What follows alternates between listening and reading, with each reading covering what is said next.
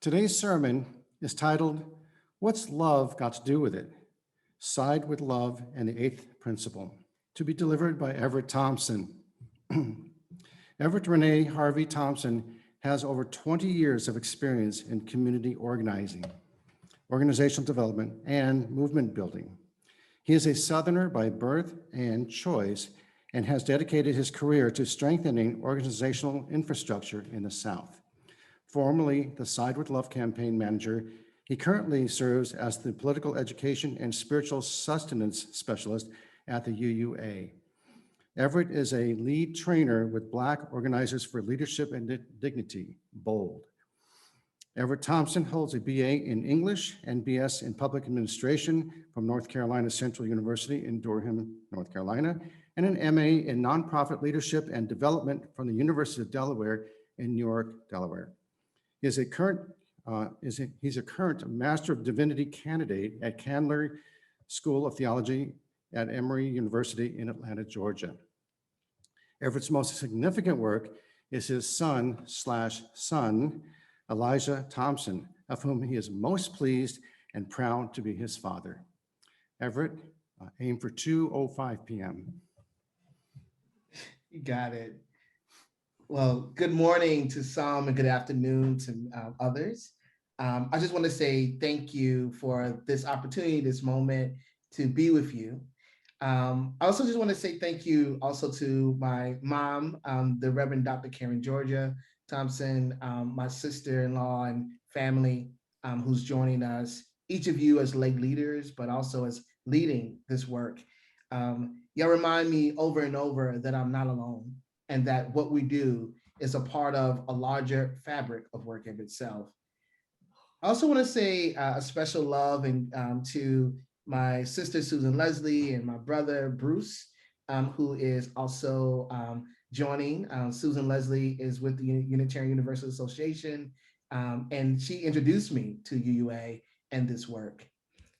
Last but not least, I just want to always send and extend love to my nieces and nephews and my son, Sarah and Javon, and my son, Elijah. May you always be pleased by my words, but really by the practice and my praxis of loving out loud and being the best me I can be. Before I go into my sermon, as you can tell, what love got to do with it is from the song from the Tina Turner. And I am so excited that Sister Jan said that she would play this song for me. So I want to turn this over and ask Sister Jan if she would give me a little bit of what's love got to do with it.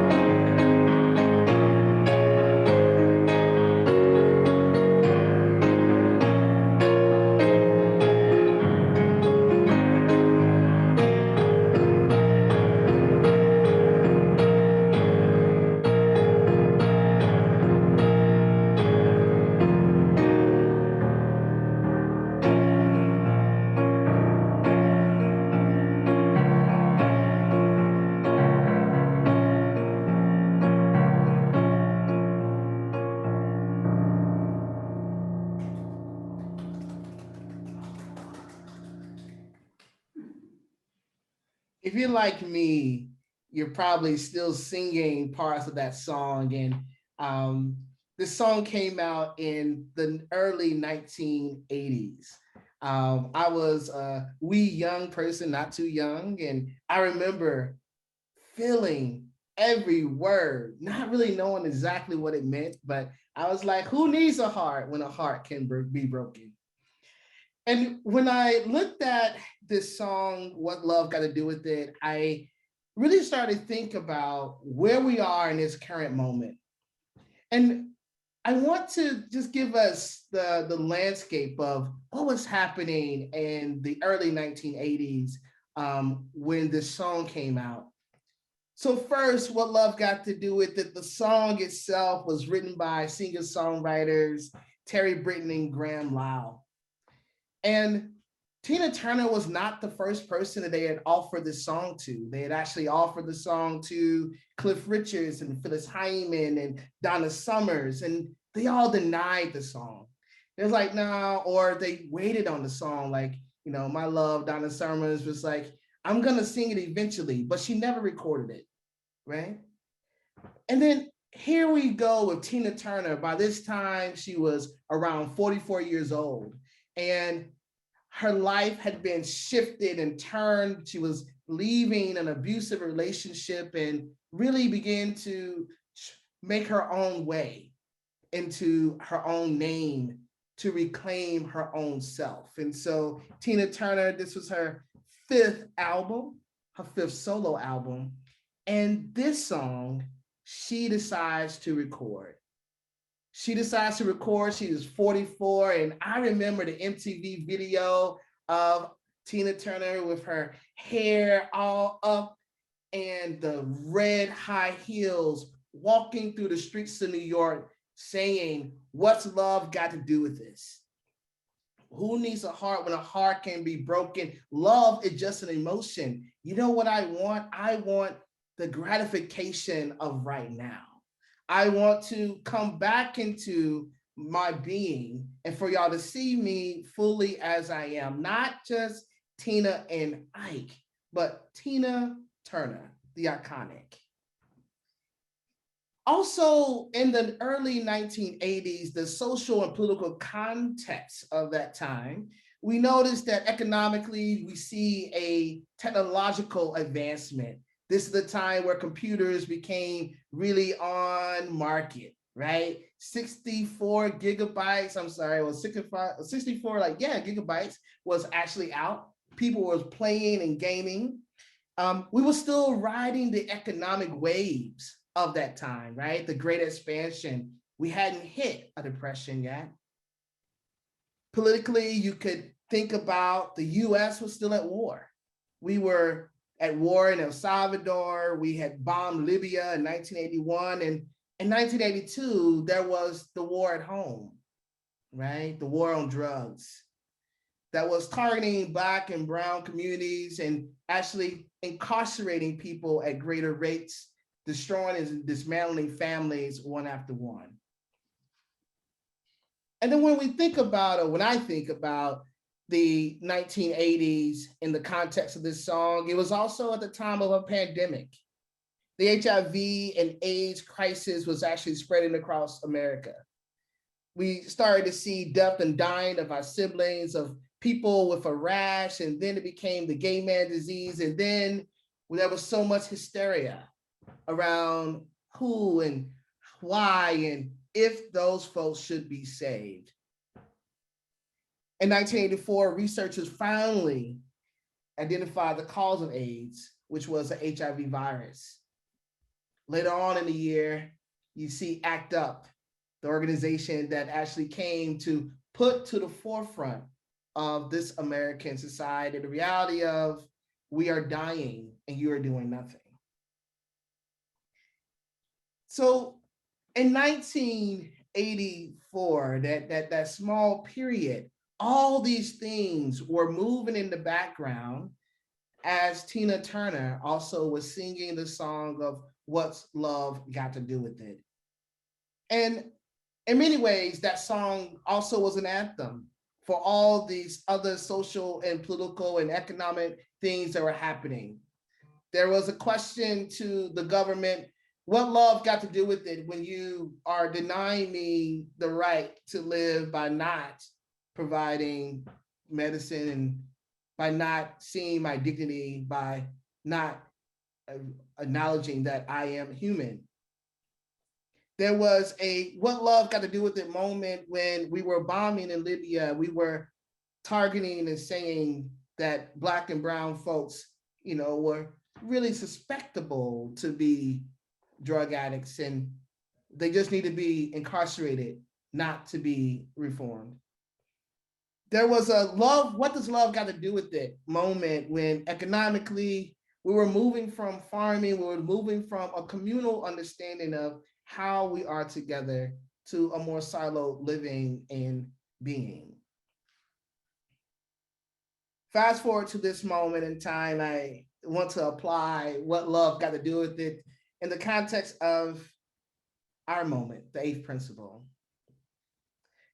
So if we think of the eighth principle as the song, the text of the eighth principle is the thought of by Dr. Paula Jones from a conversation with other folks who stated, who were lamenting and crying that we have to do something different.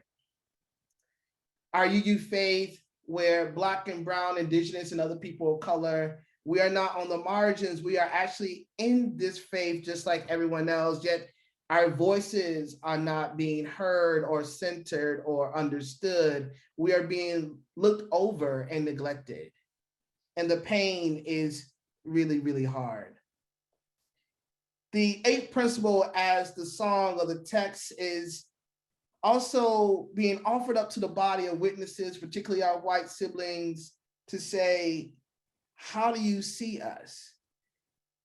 And it's more, we're asking more than you just being a good you, meaning that you can wear the clothes of Side with Love, you can put the banner Black Lives Matter on your congregations, you can have the bumper sticker.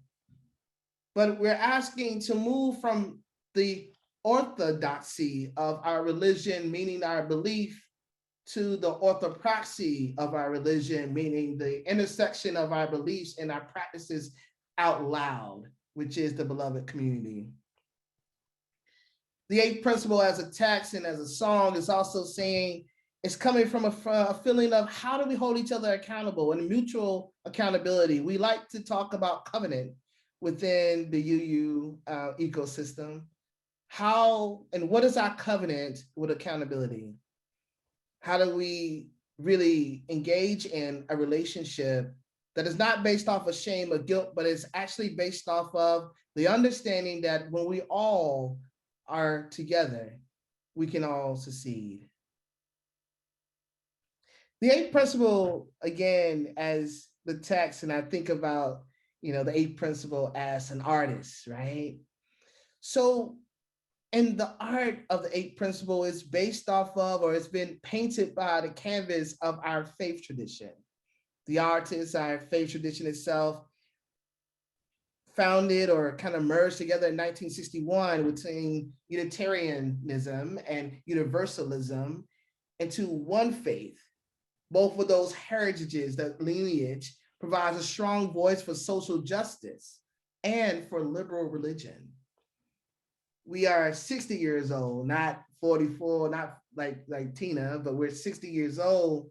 And that lineage at 60 is asking us to reimagine ourselves, right? This lineage at 60 is saying that we are not static, but we should still be dynamic. We have so much more good stuff left in us, right? We are not dying a slow death. We are reimagining, re-envisioning, reinvigorating for generations and generations to come. This body of faith, our UU tradition, is again our orthodoxy, our belief system, our existing 7 principles imply this 8th principle, but it doesn't actually hold us accountable to it. It's like You can be a good person if you can recite all the 7 principles. But if you vote differently or you vote against folks who actually look like me, and many folks like me, if you put policies in place that will trigger incarceration of Black and brown and other bodies, if you misgender trans and gender nonconforming folks because it's too much for you to handle who they are, we are not doing service to our orthodoxy, our principles. And then the other piece, as the 8th principle, as an artist, this, we're looking at this comeback era at 60 years old. You know, in the early 80s, we had a lot of great things that were happening, and we as as a UU faith, we were on the front lines, and as Brother Don mentioned, we were really out there making sure that people could be married, same-sex couples were being married. We were on the front lines and on the fence lines, making sure that, you know, when we were talking about all of us, it was all of us. When Side with Love was founded, it was really a response to being attacked because in Tennessee, we decided that we wanted to marry same-sex couples, and the people in the community said, no, we don't want that to happen.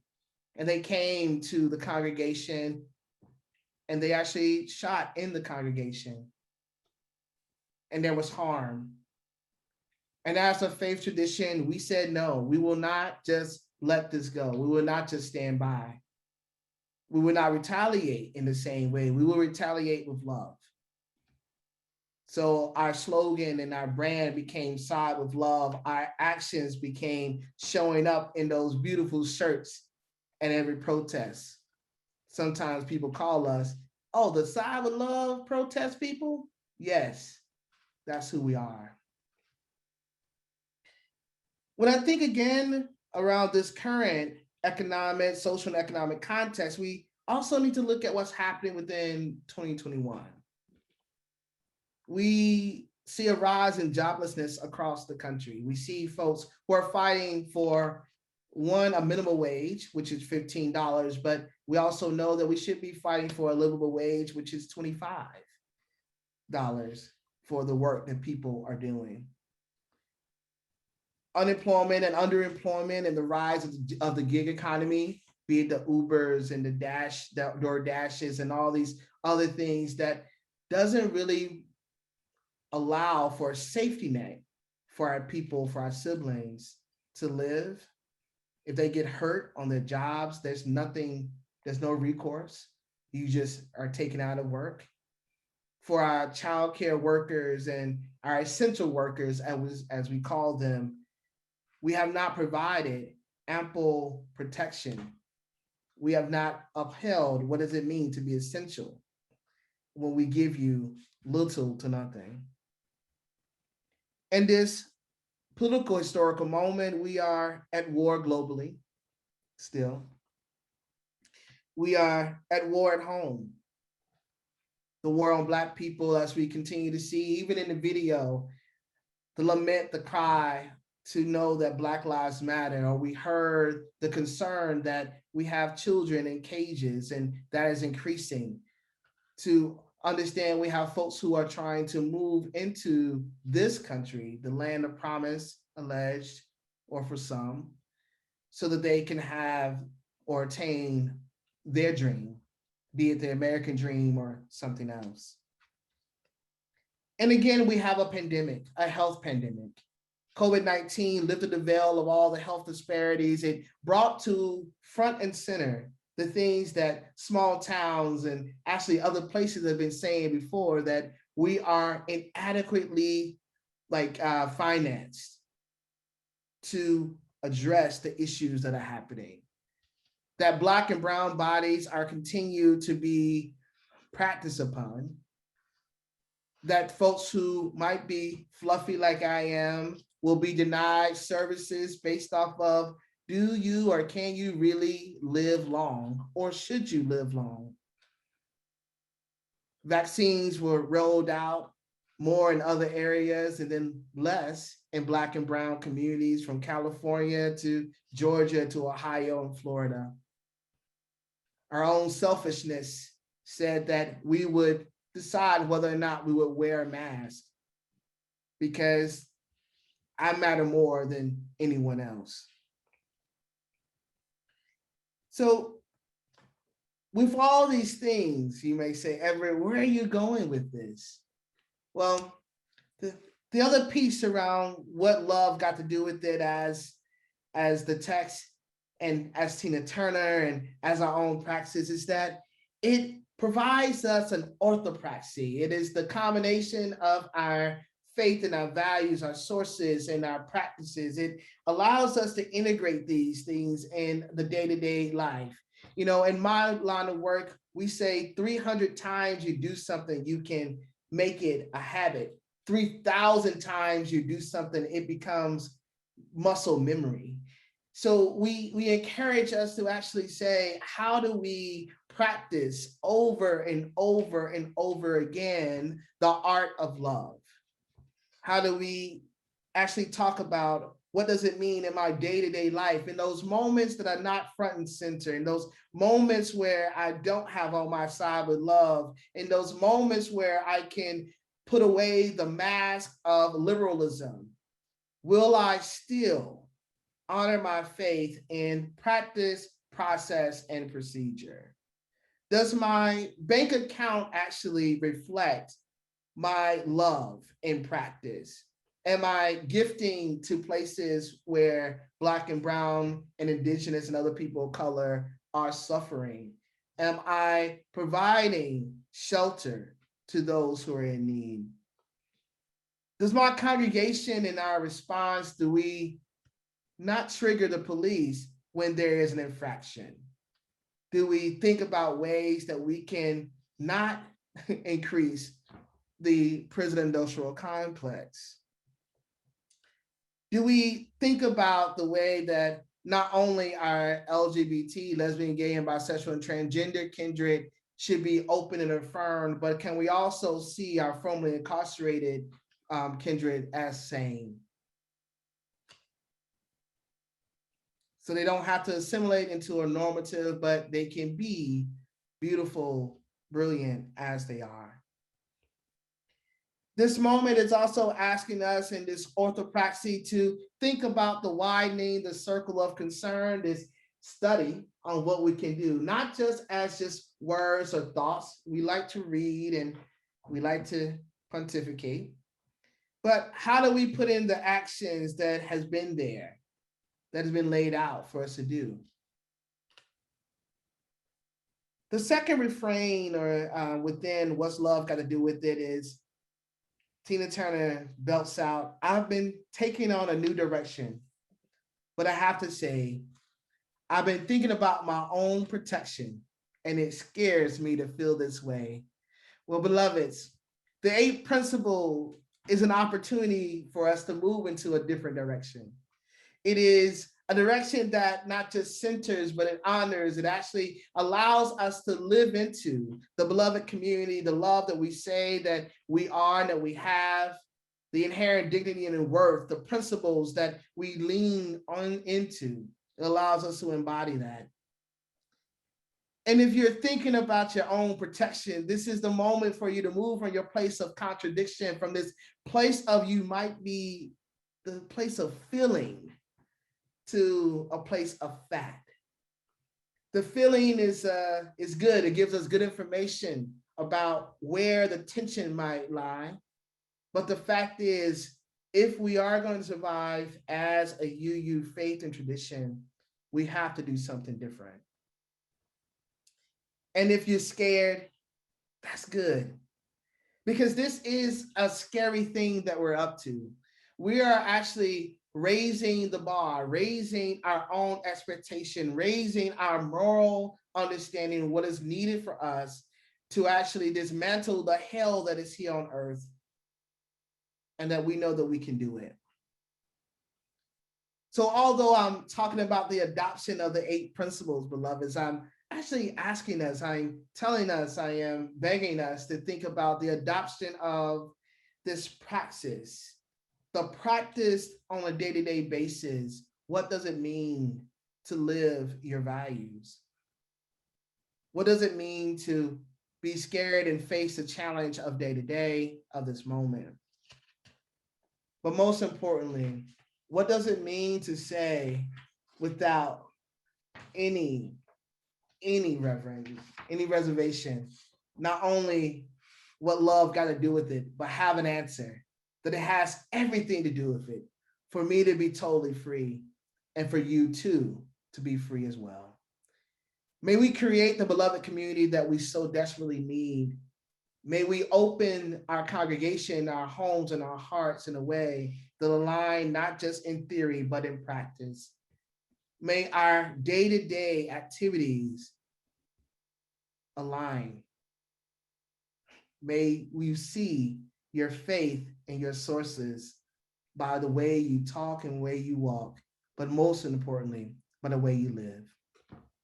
May it be so. Thank you, Everett. We really appreciate your sharing with us this morning.